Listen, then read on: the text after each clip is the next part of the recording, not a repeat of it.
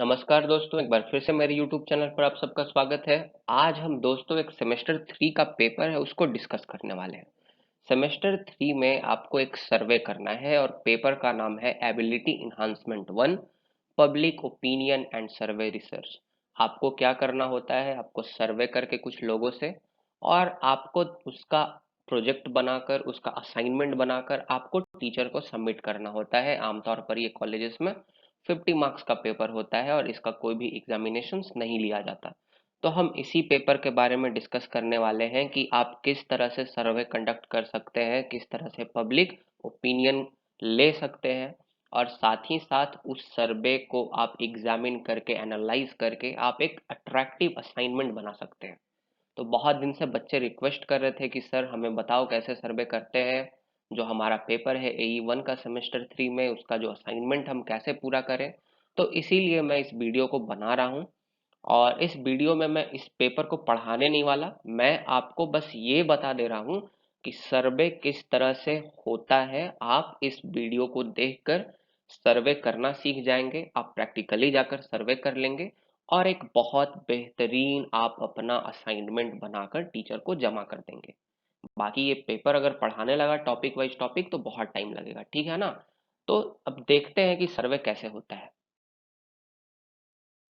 तो यही पेपर है सेमेस्टर 3 में ability enhancement 1 skilled based paper है। Public opinion and survey research ये उसका सिलेबस है। तो अब हम बात करेंगे कैसे किया जाता है एक सर्वे। देखिए, इस टॉपिक को डिस्कस करने से पहले मैं आपसे कुछ बात करना चाहता हूँ। सबसे पहली बात तो ये है, अभी जैसे सेमेस्टर 4 चल रहा है लेकिन बहुत सारे अभी ऐसे कॉलेजेस होंगे मुझे पता है जहाँ ये सेमेस्टर 3 का पेपर कंप्लीट नहीं हुआ होगा और अभी जो छुट्टी चल रहा है कोरोना वायरस का, इसमें ये कार्य दे दिया गया होगा टीचर के द्वारा कि बेटा जाकर सर्वे कर लो। तो अभी भाई आप कोविड-19 के टाइम में सर्वे करने नहीं जा सकते, दिस इज रियलिटी। आप जाओगे तो कोई आपसे बात ही नहीं करना चाहेगा, कोई आपको घर में घुसने नहीं देगा। अभी सर्वे करना इम्पॉसिबल है।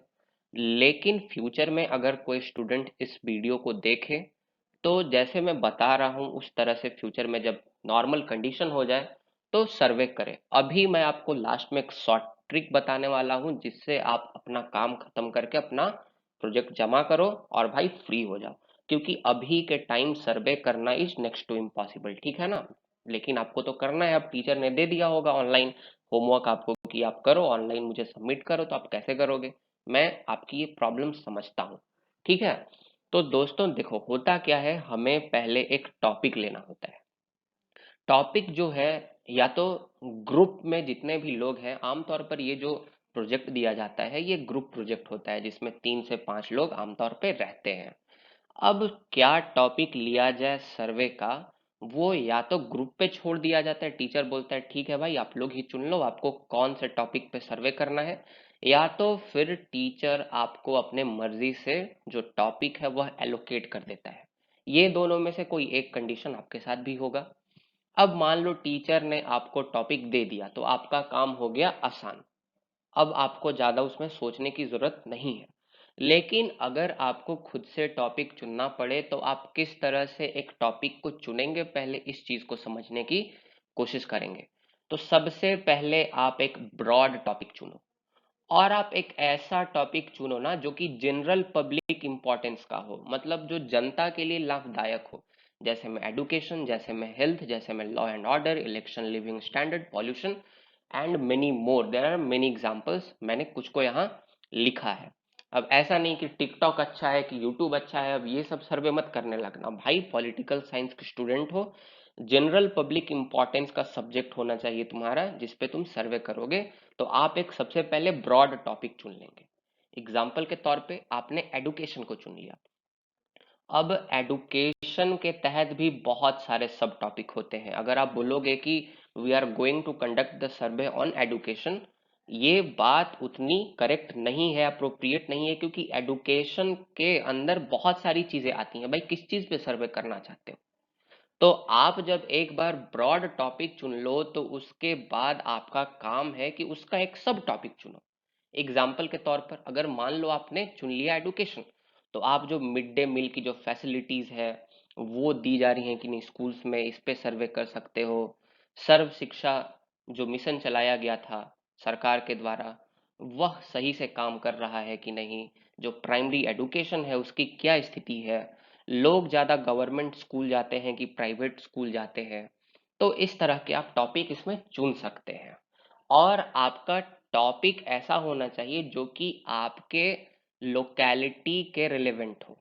मतलब आप जहाँ रहते हैं आप वहीं ना सर्वे कंडक्ट करोगे, एक दो घर छोड़ के या फिर एक बूथ छोड़ के, बूथ जहाँ पे आप वोट डालने जाते हो तो आप वहीं करोगे। अब मान लो एग्जाम्पल के तौर पर आप बहुत रईस जगह में रहते हो, वहां के बच्चे भाई सरकारी स्कूल जाते ही नहीं। अब तुमने टॉपिक चुन लिया कि we are going to do a survey on mid day meal. अब जिस घर में जाओगे तुम क्वेश्चन पूछोगे कि मिड डे मील की क्या स्थिति है, भाई उसका बच्चा सरकारी स्कूल जाएगा तब तो वे बताएंगे कि मिड डे मील की क्या स्थिति है।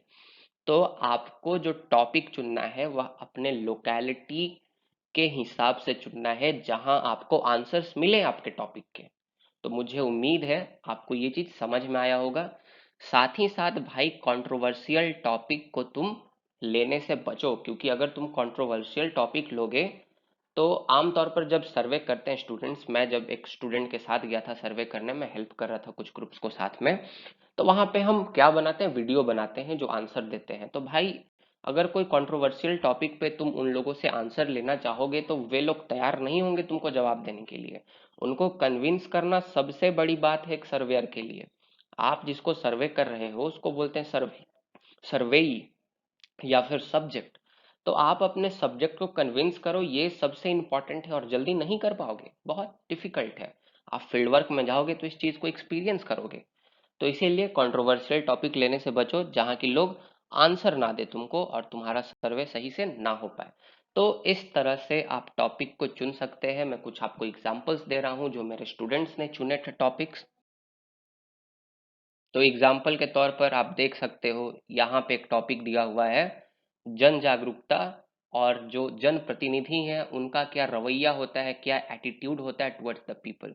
मतलब इस सर्वे का लक्ष्य था कि भाई जो लोग हैं वह अपने पीपल रिप्रेजेंटेटिव को कितना जानते हैं, उनको उनके बारे में पता है कि नहीं, कितनी जागरूकता है लोगों के बीच में। और साथ ही साथ एक बार जब रिप्रेजेंटेटिव चुनाव जीत जाते हैं उसके बाद उनका क्या रवैया होता है, क्या एटीट्यूड होता है टुवर्ड्स देयर पीपल। तो एक ये टॉपिक मैं आपको एग्जाम्पल के तौर पे दे रहा हूँ, ठीक है ना। मैं आपको बताऊंगा कैसे करते हैं, पहले मैं आपको टॉपिक लेने सिखा रहा हूँ। फिर कि जो आपका बेसिक नीड्स है, बेसिक एमिनिटीज है, वह ग्राउंड लेवल पर कितना मौजूद है। जैसे मैं पानी हो गया जो कि लिविंग स्टैंडर्ड के तहत आ जाएगा। तो अब जब बेसिक नीड्स की बात करोगे, पानी हो गया, शौचालय हो गया, हेल्थ केयर फैसिलिटीज हो गया, स्कूल्स हो गए। तो हमने ये सर्वे को गांव में किया था। आप अपने लोकेलिटी के हिसाब से अपने टॉपिक को चुन सकते हैं, ठीक है। तो मुझे उम्मीद है आपको ये समझ में आ गया होगा। अब आपने टॉपिक चुन लिया, अब आगे क्या करेंगे। टॉपिक चुनने के बाद उसके बाद आपको एक क्वेश्चन आयर बनाना पड़ेगा। क्वेश्चन आयर क्या होता है, सेट ऑफ प्रिंटेड और written question with choice of answers, उसमें ऑप्शंस होते हैं, devised for purpose of survey और स्टैटिस्टिकल स्टडी। तो भाई ये होता है क्वेश्चन आयर। देखो क्वेश्चंस दो तरह के होते हैं। पहला होता है क्लोज्ड एंडेड क्वेश्चन, जिसका जो जवाब है वह सिंपली यस और नो या फिर ऑप्शंस के द्वारा दिए जा सकते हैं एमसीक्यू के फॉर्म में। और दूसरे तरह का क्वेश्चन होता है ओपन एंडेड क्वेश्चन, जो कि सब्जेक्टिव होता है, one person to another person ये वेरी करेगा।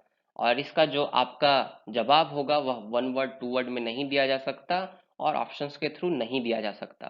तो जो क्वेश्चन आयर है ना, क्वेश्चन आयर आपको क्लोज्ड एंडेड क्वेश्चन का बनाना है। क्योंकि क्वेश्चन आयर जब बोलते हैं तो इसका मतलब ही यही है कि जो क्वेश्चन है वो चॉइस वाले क्वेश्चन होने चाहिए, वह यस नो वाले क्वेश्चन होने चाहिए या फिर ऑप्शंस वाले क्वेश्चन होने चाहिए। तो इसमें आपको काफी दिमाग खर्च करना पड़ेगा, ये इतना आसान नहीं है। लेकिन हाँ, आप अगर सही से अपने सब्जेक्ट के बारे में, अपने टॉपिक के बारे में 20 से 25 मिनट सोचोगे तो आप इसको बना सकते हो। अब आपको क्या लैंग्वेज रखना है क्वेश्चन आयर का, ये आपके लोकेलिटी पे डिपेंड करता है। अगर आप गांव में सर्वे कर रहे हैं जहां लोग इंग्लिश नहीं जानते, अगर आप वहां क्वेश्चन आयर अगर आप प्रिंट करके जा रहे हो इंग्लिश में और दोगे कि भैया टिक लगा दो, पढ़ने ही नहीं आएगा तो कहाँ से टिक मारेंगे। अगर मान लो तुम शहरी क्षेत्र में जा रहे हो, दिल्ली में, जहाँ लोग इंग्लिश ज्यादा समझते हैं, हिंदी नहीं समझते, सो आपके लोकेलिटी के हिसाब से जो लैंग्वेज होगा क्वेश्चन आयर का वह वेरी करेगा। मिनिमम 5 क्वेश्चन होने चाहिए आपके लेवल में और मैक्सिमम 10 क्वेश्चन होने चाहिए क्वेश्चन आयर में, क्योंकि आप अभी पहली बार सर्वे कर रहे हैं। आप एक पायलट सर्वे कर रहे हैं, मतलब एट वेरी स्मॉल स्केल। इसीलिए इतने क्वेश्चन काफ़ी है। मेरे हिसाब से आइडियल क्वेश्चन शुड बी 7-8। आप 7-8 क्वेश्चंस रख सकते हैं। और देखो, एक टिप्स दे रहा हूँ अपने तरफ से, किस तरह से भाई तुम ऑप्शंस तैयार करोगे। तो तुम खुद को एज ए सर्वेई रख के देखो कि अगर मुझसे ये क्वेश्चन किया जाता और जिस लोकेलिटी में मैं सर्वे करने जा रहा हूँ वहाँ क्या क्या जवाब मुझे मिल सकते थे। तो इस तरह से जो है आप ऑप्शंस को तलाश सकते हैं और ऑप्शंस को लिस्ट डाउन कर सकते हैं। मैं आपको एक एग्जांपल देता हूँ। तो देखिए, ये एग्जांपल है क्वेश्चन आयर का, जो आपका पहला वाला टॉपिक था, जन जागरूकता, और साथ ही साथ जो पीपल रिप्रेजेंटेटिव होते हैं उनकी क्या एटीट्यूड होते हैं टुवर्ड्स देयर पीपल। ठीक है, तो ये गांव में सर्वे किया जा रहा था, इसीलिए जो क्वेश्चन आयर है यह हिंदी में लिखा हुआ है। 8 क्वेश्चंस हैं इसमें। देखिए क्या क्या जवाब आ सकते हैं, इसके हिसाब से जो है क्वेश्चन आयर प्रिपेयर किया गया है बहुत ही बेहतरीन ढंग से। एग्जाम्पल के तौर पर, क्या वह अर्थात आपके जनप्रतिनिधि क्षेत्र के दौरे पर आते हैं? हाँ, आमतौर पर आते रहते हैं। हाँ, पर कभी कभी ही आते हैं। नहीं आते हैं, जानकारी नहीं है, बता नहीं सकते। यही 4 तरह की आपको आंसर्स मिलेंगे अगर आप ये क्वेश्चन जाकर वहां पूछेंगे।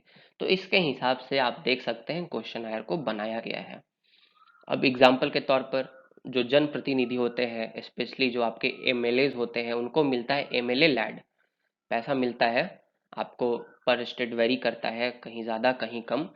तो क्या लोगों को इसकी जानकारी है कि एमपी लैड मिलता है कि नहीं मिलता है? तब ना वे डिमांड कर पाएंगे कि भैया आपके पास तो पैसा आता है, फिर आप पैसा कहाँ खर्च कर रहे हैं। आप हमें इसकी जवाबदेही तो पहले पता होना चाहिए। तो इसका मतलब इससे हम लोग जन जागरूकता का पता लगा सकते हैं।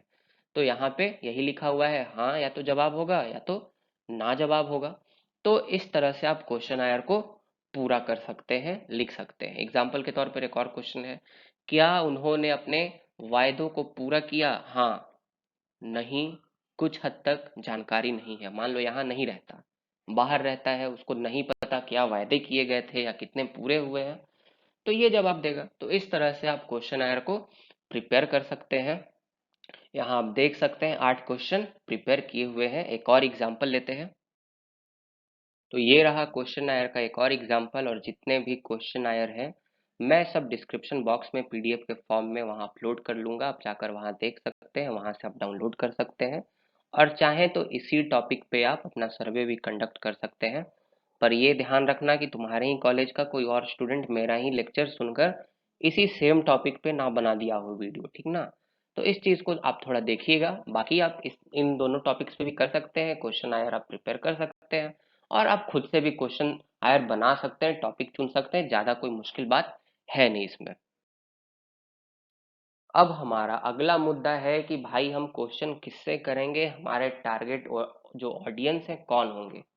हम तो हैं सर्वेयर, हम क्वेश्चन आयर बना लिए, हम टॉपिक चुन लिए, हम उसका सब टॉपिक भी चुन लिए, सब काम हो गया। अब पूछना किससे है, जाके सर्वे करना किससे है, अर्थात हमारे सर्वेई कौन होंगे।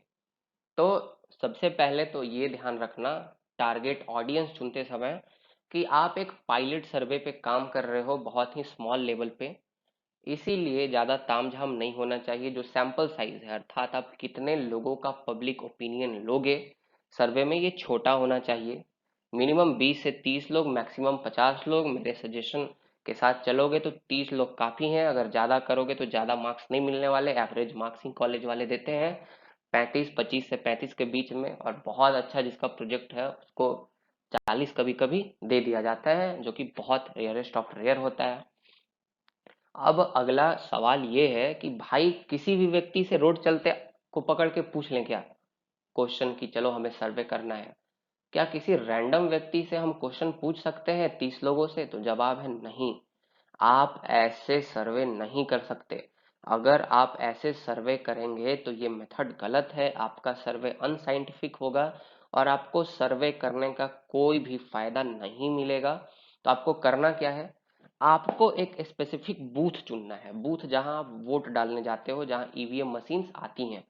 ठीक है, तो आपका भी कोई बूथ होगा, आप जिस भी एमएलए कंस्टिट्यूएंसी में होंगे उसमें बहुत सारा बूथ रहता है, तो अपने बूथ में करो या तो फिर अपने बगल वाले बूथ में। एक बूथ में मेरे ख्याल से 5 से 600 लोग रहते होंगे।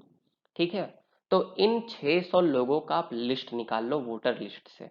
आपको ये वोटर लिस्ट मिलेगा कहाँ, तो आपको मिलेगा वेबसाइट जो है ईसीआई का, वहां पे आपको मिल जाएगा। मैं डिस्क्रिप्शन बॉक्स में आपको लिंक दे दूंगा। ईसीआई का मतलब इलेक्शन कमीशन ऑफ इंडिया।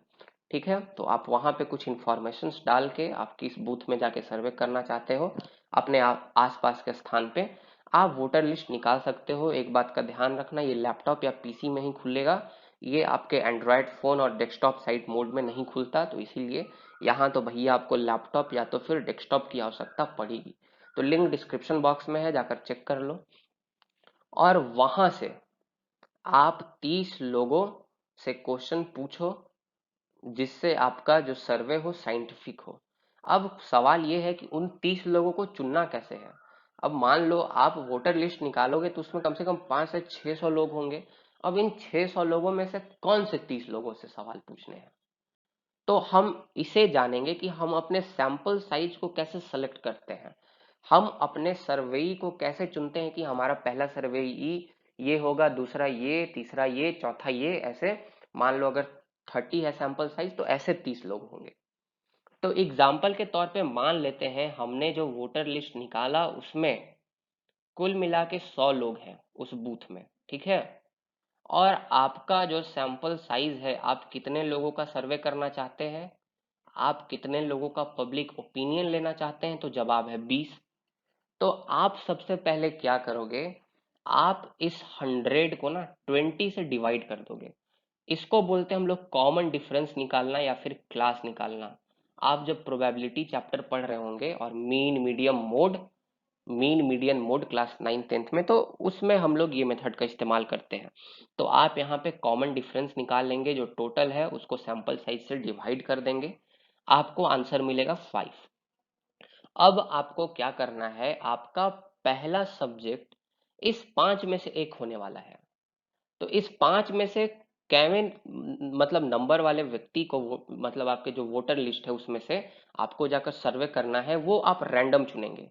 अगर सीरियल नंबर 1 दिया हुआ है वोटर लिस्ट में, उसके साथ कर लो, या 2 के साथ कर लो, 3 4 5, ऐसे 5 के अंदर आपको कोई एक रैंडम नंबर चुनना है, और वही व्यक्ति आपका पहला सैंपल होगा, आपका पहला सब्जेक्ट होगा जिससे आप क्वेश्चन करेंगे।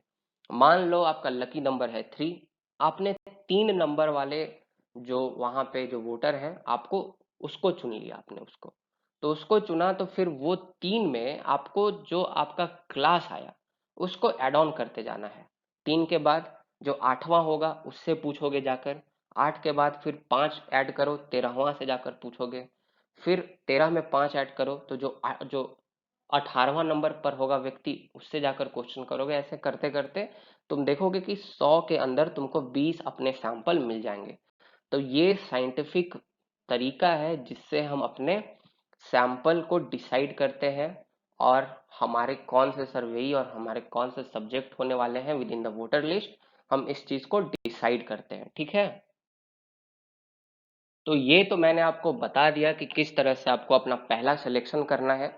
आपका जो क्लास आएगा और आपका जो कॉमन डिफरेंस आएगा उस पे डिपेंड करता है, उसके अंदर से आपको एक रैंडम सिलेक्शन करना है। और साथ ही साथ उसके बाद भाई जो कॉमन डिफरेंस है उस रैंडम नंबर में जोड़ते जाओ, जोड़ते जाओ, जोड़ते जाओ, जब तक आपके टोटल सैंपल्स नहीं हो जाते। इस तरह से आपका जो सर्वे होगा साइंटिफिक होगा, और आपका कितना कॉमन डिफरेंस आ रहा है उस पे डिपेंड करता है कि आपका रैंडम सिलेक्शन कौन सा है और उसमें कितना ऐड करने वाले हैं आप। एग्जाम्पल अगर मान लो एक और मैं देकर बताऊं, तो मान लो जिस बूथ को तुमने चुना उसमें 600 वोटर्स हैं, और आपका जो सैंपल साइज है वह है 30 लोग हैं। तो अगर आप डिवाइड करो दोनों को टोटल बाय सैंपल साइज, तो आंसर हो गया 20। तो पहला जो 20 सीरियल नंबर लिखा हुआ होगा ना आपके वोटर लिस्ट में, उसमें से कोई आप एक चुन लो। मान लो आपने चुन लिया 15 वाले को, तो आपने 15 को चुना, तो जो 15 नंबर पर जिस आदमी का नाम लिखा हुआ है वोटर लिस्ट में, वह आपका पहला सब्जेक्ट हो गया। और उसके बाद इसमें +20 +20 +20 करते जाओ, एक एक करके आपके जो सर्वे होने वाले हैं आपको मिलते जाएंगे, आपके सब्जेक्ट्स मिलते जाएंगे जिनसे आपको सर्वे करना है। अब भाई यहाँ पे कुछ चीज होना चाहिए, क्वेश्चन आयर में नाम होना चाहिए। सबसे पहला तो सीरियल नंबर, तुम्हारा सीरियल नंबर। जैसे आप 30 लोगों का सर्वे कर रहे हो तो यहाँ दोगे कि ये पहला वाला है, ऐसे करके 30 तक करोगे, ठीक है। आप सर्वे लोकेशन डालोगे, आप पोलिंग बूथ नंबर डालोगे, आप कौन से बूथ में जाकर सर्वे कर रहे हो। साथ ही साथ serial number according to electoral list. मान लो 600 लोग हैं, तो 600 लोगों में से आपने पहले 15वें को चुना, तो यहाँ पे 15 लिख दोगे। फिर उसमें आप 20 ऐड करोगे, तो 15 और 20 कितना हो गया, 25 35। फिर नेक्स्ट वाले में आप यहाँ 35 लिख दोगे और सीरियल नंबर 2 डाल दोगे। ऐसे करके आप सीरियल नंबर डालोगे अकॉर्डिंग टू इलेक्टोरल लिस्ट, जो कि इलेक्टोरल लिस्ट वोटर लिस्ट में दिया हुआ है उसका, ठीक है। उसका नाम डालोगे, उसका उम्र डालोगे, उसका फादर का नाम या तो फिर हस्बैंड का नाम अगर लेडी है तो, ठीक है। इस जो भी लिखा रहता है वहां पे दिया रहता है, आप डाल सकते हैं। साथ ही साथ लिंग, साथ ही साथ इसमें आपको मकान संख्या दिया होता है वो डाल सकते हैं। और वोटर आईडी नंबर भी लिखा रहता है, आप उसको भी डालते हैं जब आप सर्वे करते हैं कि मैंने किससे सर्वे किया, ताकि आपके जो सर्वे की ऑथेंटिसिटी है वह बरकरार रहे। तो ये सब चीज़ें आपको ध्यान में रखना है और इस तरह से आप फिल करेंगे और उनको आप जाकर देंगे और वे टिक करेंगे। आप खुद से क्वेश्चन पूछ सकते हैं उनसे और खुद से उनके जवाब को टिक कर सकते हैं। लेकिन अभी अगर आप प्रोजेक्ट कर रहे हो कोरोना वायरस के टाइम में, ये सब करने की कोई ज़रूरत नहीं है। चुपचाप भाई डाउनलोड कर लो जाके वोटर लिस्ट, जो मैंने वेबसाइट दिया है वहाँ से, और खुद से भरो, खुद से टिक टाक मार दो आराम से, और उसको एनालाइज करके असाइनमेंट जमा कर दो। लेकिन अगर ये समय के बाद तुम करते हो, अगर जो स्थिति है नॉर्मल सर्कमस्टांसेस आ जाते हैं, तो एक बार जरूर जाना, सर्वे जरूर करना, प्रैक्टिकल नॉलेज एक्वायर करना, बहुत फायदा होने वाला है और बहुत कुछ सीखने को मिलेगा। आप अपने प्रोजेक्ट को अट्रैक्टिव बनाने के लिए ग्राफ भी बना सकते हैं, चार्ट्स का इस्तेमाल कर सकते हैं। और एक ऐप आता है ग्राफ मेकर नाम का, जो कि फ्री ऐप है। आप जाकर प्ले स्टोर से उसको डाउनलोड कर सकते हैं। तो मैं इसका लिंक आपको डिस्क्रिप्शन बॉक्स में दे दूंगा, जिससे आप बार ग्राफ बना सकते हैं, पाई चार्ट बना सकते हैं, ड्रॉगनॉट चार्ट बना सकते हैं। बहुत सारे वहाँ आपको ऑप्शन देखने को मिलते हैं। तो जैसे यहाँ पे आपका एक चार्ट बनाया हुआ है, जो आपका पहले वाला क्वेश्चन आया था उसका एक क्वेश्चन का, आपको हर एक क्वेश्चन का इस तरह का ग्राफ बनाना है, ताकि आप जब हर एक क्वेश्चन को एनालाइज करें तो इस ग्राफ को उसके बगल में लगाएं। और जब उसके बगल में लगाओगे तो आपका जो प्रोजेक्ट है काफी सुंदर देखने को मिलेगा और टीचर इससे अट्रैक्ट जरूर होगा। एग्जाम्पल के तौर पर 7वां क्वेश्चन था, क्या आपको लगता है आपके गांव का विकास हुआ है? हाँ, नहीं, थोड़ा बहुत ही हुआ है, जानकारी नहीं है, बता नहीं सकते। तो यहाँ पे देखो ये क्वेश्चन आपको ऐसे आप लिख सकते हैं। वहाँ बहुत सिंपल सा ऐप है, आप यूज करना सीख जाओगे। और 30 लोगों का मान लो सर्वे है, तो उसमें आप डालोगे आंसर कि कितने लोगों ने ए ऑप्शन दिया, कितने लोगों ने बी जवाब दिया, कितने लोगों ने सी डी, और इस तरह से आपको ग्राफ बन के आ जाएगा। और आप यहाँ देख सकते हैं जो 30 लोगों का सर्वे लिया गया है, उसमें से जो 73.33% जो लोग हैं उन्होंने सी ऑप्शन को जवाब दिया है, थोड़ा बहुत ही विकास हुआ है, फिर ए बी, इसी तरह से आप देख सकते हैं। इस तरह से आप ग्राफ बना सकते हैं। तो आपको क्या करना है, क्वेश्चन आयर को प्रिंट कराना है। कितने क्वेश्चन आयर को, आप 30 क्वेश्चन आयर को प्रिंट करा लेंगे। और 30 क्वेश्चन आयर में आप अपने 30 सैंपल साइज जैसा कि आपका है, आप अपने 30 सब्जेक्ट्स का नाम भरेंगे। और नाम कहाँ से भरेंगे, वोटर लिस्ट देखकर भर लेंगे, जो जो इन्फॉर्मेशन वहाँ पे है। और आपको कैसे अपने सब्जेक्ट्स को चुनना है साइंटिफिकली मैंने ये भी बता दिया, कैसे क्लास निकालना है। क्लास निकाल के फिर पहला जो सिलेक्शन होगा रैंडम होगा, फिर उसमें आपको क्लास को ऐड करते जाना है। आपका जो नेक्स्ट आपका जो सब्जेक्ट है वो मिलते जाएगा तब तक जब तक आपका सैंपल साइज कंप्लीट नहीं हो जाता। और जब आप कर लेंगे उसके बाद आपका जो डाटा आता है हर एक क्वेश्चन का, आपको इस तरह से ग्राफ बनाना है। और फिर आपको हर एक क्वेश्चन को एग्जामिन करना है, एनालाइज करना है। मान लो क्वेश्चन नंबर 7 है, तो क्वेश्चन नंबर 7 को आप यहाँ पे एनालाइज कर सकते हैं। आप लिख सकते हैं क्वेश्चन नंबर 7 और लिख सकते हैं आप जहाँ सर्वे किए वहाँ पे आपको क्या रिजल्ट मिला, और आप इस पेज में यहाँ पे आप इस ग्राफ को लगा सकते हैं प्रिंट आउट फॉर्म में, जिससे आपका जो प्रोजेक्ट है बहुत ही बेहतरीन दिखाई देगा। और इसी तरह से क्वेश्चन नंबर 1 2 जितने भी क्वेश्चन हैं आपको एनालाइज करने हैं। तो दोस्तों इस तरह से आप अपने इस असाइनमेंट को बेहतरीन तरीके से बना सकते हैं। मैंने इस स्लाइड को पिछले वाले हैं स्लाइड में डिस्कस कर दिया है, how to write the assignment, analyse answer of each question one by one, that what you found in the survey beside each question, keep the graph for the better presentation and analysis. तो मैंने ये बात आपको समझा दिया है, मुझे उम्मीद है आप इसी तरह से अपने प्रोजेक्ट को पूरा करेंगे। आगे हम कुछ बातों का ध्यान रखेंगे, जैसे कि जो आप प्रोजेक्ट अपने प्रोफेसर को जमा कर रहे हो वह A4 साइज सीट में करोगे। देखो बहुत सारे स्टूडेंट हैं वह क्लासमेट वाले प्रोजेक्ट सीट में कर देते हैं, जो कि सही नहीं है। आपको उसको जेरोक्स वाला जो A4 साइज जो सीट होता है उसमें करना रहता है। साथ ही साथ अपने पॉलिटिकल साइंस ऑनर्स के टाइम फ्रेम में जितना भी आप प्रोजेक्ट करोगे A4 साइज सीट में सब में एक ही साइड लिखा जाता है। बहुत सारे स्टूडेंट दोनों साइड लिख देते हैं, जो कि गलत है। एक ही साइड लिखा जाता है, ठीक है। तीसरी बात, आपको उसको स्पाइरल बाइंडिंग कराना है, आपको उसको स्टिक फाइल ये सब में नहीं देना, क्योंकि वह निकल जाएगा, बाद में समस्या होगी। इसीलिए स्पाइरल बाइंडिंग उसका कराना है। और स्ट्रक्चर कैसा होगा आपके प्रोजेक्ट वर्क का, सबसे पहले हेड पेज होगा, उसमें होगा फिर एक्नॉलेजमेंट, फिर होगा कंटेंट। देखो बहुत बार होता क्या है कि लोग कंटेंट पहले लिखते हैं एक्नॉलेजमेंट बाद में लिखते हैं, लेकिन ये गलत फॉर्मेट है, ऐसा नहीं होता। आपको सबसे पहला एक्नॉलेजमेंट लिखना होता है, और एक्नॉलेजमेंट का कोई भी पेज नंबर नहीं दिया जाता। फिर आप जब कंटेंट शुरू करते हो तो इसमें पेज नंबर दिया जाता है, और इंट्रोडक्शन से पेज नंबर 1 2 3 4 काउंट किया जाता है। तो इस चीज को याद रखना, जो आप कंटेंट बनाओगे आपने इसमें कौन कौन से टॉपिक को इंक्लूड किया, आपने कौन से क्वेश्चन को कहाँ पे एग्जामिन किया, कौन से पेज नंबर में। इंट्रोडक्शन में आप बेसिकली क्या करते हो, आप एक अपना समरी दे देते हो प्रोजेक्ट का, कि हमने इस पूरे प्रोजेक्ट में क्या क्या इंक्लूड किया है, कैसे कैसे क्वेश्चंस इंक्लूड किए हैं। ये मुश्किल से 1 से 1.5 पेज का होता है। फिर आप अपना पूरा बॉडी तैयार करोगे, हर एक क्वेश्चन को आप एनालाइज करोगे, और आप ये बताओगे कि आपने सैंपल साइज कैसे चुना, और जो आपके सैंपल साइज हैं उनको आप वहाँ लिखोगे, जो सब्जेक्ट्स है आप उसको लिखोगे। साथ ही साथ आप लास्ट में कंक्लूजन लिखोगे, और कंक्लूजन के बाद आएगा आपका लास्ट में अपेंडिसेस। अपेंडिसेस में क्या आएगा, तो जो आपका 30 क्वेश्चन आया है जिनसे आपने सर्वे किया उसको आप पीछे लगा दोगे। साथ ही साथ जो आपका वोटर लिस्ट है जो आपने निकाला उसका प्रिंट आउट करा के आप पीछे उसको लगा दोगे, इसको बोलते हैं अपेंडिसेस। साथ ही साथ दोस्तों, अगर आप सर्वे करने जाओ तो अपने आईडी कार्ड जो कॉलेज का है उसको कैरी करना मत भूलना।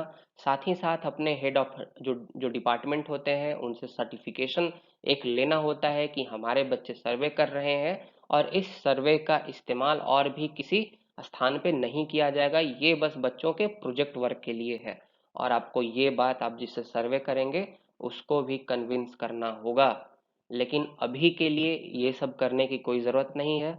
मैं आपको एक शॉर्ट ट्रिक बताने वाला हूँ। आप अभी कोविड-19 के टाइम में अगर आप सेमेस्टर 4 में आ गए, आपका अगर ये प्रोजेक्ट पेंडिंग है तो आप किस तरह से इसको कर सकते हैं, और मेरे ख्याल से मैंने बता भी दिया, बहुत बार आप समझ ही गए होंगे। तो खुद से एक टॉपिक सेलेक्ट कर लो, क्वेश्चन आयर बना लो, क्वेश्चन आयर का 30 प्रिंट निकलवा लो, वोटर लिस्ट को डाउनलोड कर लो, खुद से टिक मार लो, या फिर आपके जो क्लोज वंस है आपके फैमिली मेंबर रिलेटिव फ्रेंड्स उनसे आप टिक करवा लो कि भाई थोड़ा इसमें टिक कर देना। साथ ही साथ हर एक क्वेश्चन का ग्राफ बना लो, और क्वेश्चन का ग्राफ बनाकर जब आप ग्राफ बना लोगे तो आप आसानी से क्वेश्चंस को एनालाइज कर पाओगे कि कितने परसेंट लोगों ने क्या जवाब दिया, लोगों का क्या रिएक्शन हुआ। और खुद से सोच के मारना दिमाग में कि क्या क्या जवाब मिल सकते हैं, और थोड़े डाइवर्स आंसर मारना, ये नहीं कि सब में हाँ हाँ मार दिया ए ऑप्शन या बी ऑप्शन। थोड़ा लगना चाहिए, जब ग्राफ दिखे तो उसमें सारे ऑप्शंस होने चाहिए, दिमाग लगा के थोड़ा खुद से टिक कर देना। और इस तरह से आपका जो असाइनमेंट है वह कंप्लीट हो जाएगा। और अगर आपको कोई भी क्वेरी है, अगर कोई भी चीज़ पूछना है, feel free to ask in the comment section, और आप पूछ सकते हैं मुझसे, मैं आपको ज़रूर मदद करूंगा जितना मुझसे हो पाएगा। और जितने भी मेरे पास क्वेश्चन आए हैं, 2 ही क्वेश्चन आए हैं वैसे, और जो ऐप है मैं उसका जो लिंक है डिस्क्रिप्शन बॉक्स में दे दे रहा हूँ। और आप क्वेश्चन आया, अगर आपके पास लैपटॉप नहीं है तो आप इसको, जो आपका वर्ड होता है उसमें भी आप बना सकते हैं, इसको भी आप प्ले स्टोर से जाकर डाउनलोड कर सकते हैं। तो दोस्तों, आज के लिए बस इतना ही। मेरी तबीयत खराब थी इसलिए मैं सेमेस्टर वाले जो लेक्चर्स हैं वो अपलोड नहीं कर रहा था। धीरे धीरे मैं सभी सेमेस्टर्स के जो लेक्चर्स हैं, जो सिलेबस है, उसको कंप्लीट कर दूंगा। So stay tuned, subscribe my channel, like my video, share my video if you liked it. Thank you so much my dear friends, and पढ़ते रहो विथ पढ़ होता है ऐसे। बहुत बहुत धन्यवाद।